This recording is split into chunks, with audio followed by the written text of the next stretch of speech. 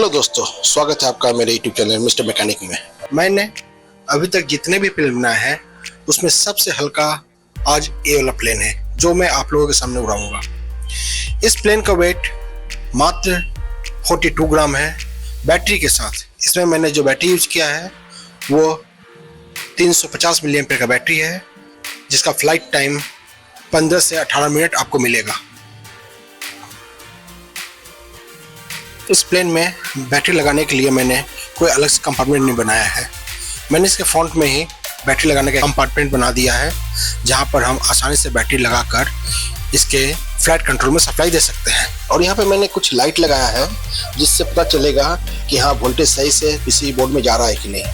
716 number का motor है जो इस प्लेन में काफ़ी थ्रस्ट पैदा करता है। इसे तो देखते हैं इसे उड़ाकर कि इसका फ्लाइट टाइम और फ्लाइंग कैसा है। मैंने इस वीडियो में कुछ टेक लिए हैं। फर्स्ट टेक में तो मैंने फ्लाइट नहीं उड़ाया है और भी 2-4 टेक लिए हैं जिससे मैं इस प्लेन को हवा में अच्छा बैलेंस कर सकूं। तो चलिए हम लोग इस प्लेन को उड़ाते हैं।